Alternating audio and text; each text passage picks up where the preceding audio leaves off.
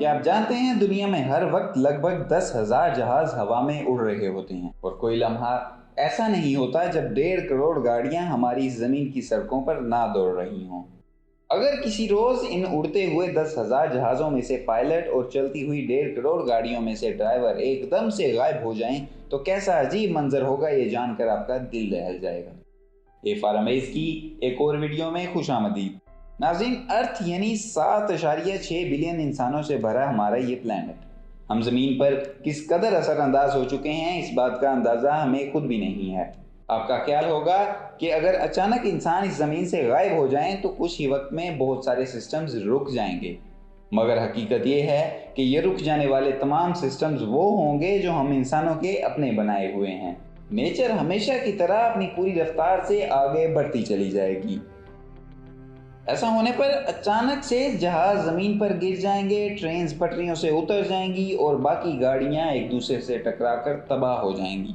पहले घंटे के अंदर दुनिया के बहुत से हिस्सों में अंधेरा ही अंधेरा छा जाएगा। कोल से चलने वाले पावर प्लांट ईंधन न होने की वजह से बंद हो जाएंगे और हवा और पानी से चलने वाले बिजली के कारखाने भी निगरानी न होने की वजह से काम करना छोड़ देंगे। कुछ ही अरसे में सोलर पैनल्स मट्टी से कवर हो जाएंगे और इस तरह तमाम निज़ाम तवानाई से महरूम हो जाएगा।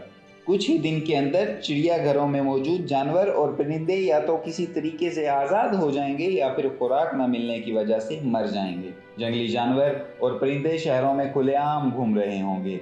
न्यूक्लियर पावर प्लांट्स में सिक्योरिटी सिस्टम्स बंद हो जाएंगे और धमाकों का एक ऐसा सिलसिला शुरू होगा जो कम से कम 10 दिन तक चलेगा। इन धमाकों से पैदा होने वाली रेडिएशन से आसपास के इलाकों में मौजूद जानवर भी मर जाएंगे।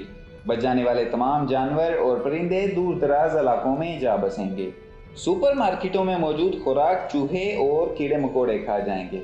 डैम्स पर निगरानी न होने की वजह से आबादियों में सैलाब आ जाएंगे। आज हम जिन शहरों को बहुत अच्छे से पहचानते हैं, नेचुरल थीम पार्क्स लगने लगेंगे। रेडिएशन खत्म होते ही ये शहर पौधों और दरख्तों से भर जाएंगे। बारिशों और आंधियों की वजह से सड़कें मट्टी से कवर हो जाएंगी और आहिस्ता आहिस्ता इनके निशान तक खत्म होते जाएंगे। 25 सालों तक स्पेस में रिसर्च के लिए भेजी गई सैटेलाइट्स जमीन पर आ गिरेंगी और इनसे डाटा कलेक्ट करने के लिए कोई मौजूद नहीं होगा। ज़ल्ज़लों या दीगर दूसरे डिजास्टर्स की वजह से घर और बड़ी बड़ी इमारतें गिर जाएंगी। साहल पर मौजूद बहुत से शहरों को समंदर दोबारा अपना हिस्सा बना चुका होगा।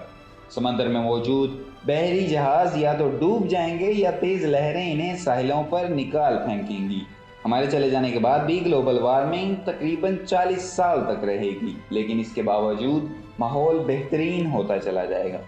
आलूदगी न होने की वजह से सी क्रिएचर हजारों सालों बाद रिकवर करना शुरू कर देगी। 150 साल बाद शहर फिर अपनी उसी नेचुरल हालत में आ जाएंगे जैसे वो इंसानों से पहले हुआ करते थे।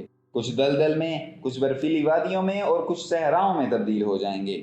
हरे भरे तंदुरुस्त जंगलात हमारी वजह से पैदा होने वाली हवा में मौजूद कार्बन डाइऑक्साइड को खत्म कर देंगे।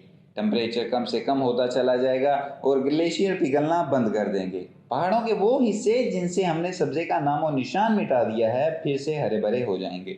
जानवरों और परिंदों की नापैद होती नस्लें बढ़ती चली जाएंगी। फैलते हुए जंगलात हमारे निशानात को मिटाते चले जाएंगे और इस तरह दुनिया का ज्यादातर हिस्सा जंगल की शक्ल में तब्दील हो जाएगा।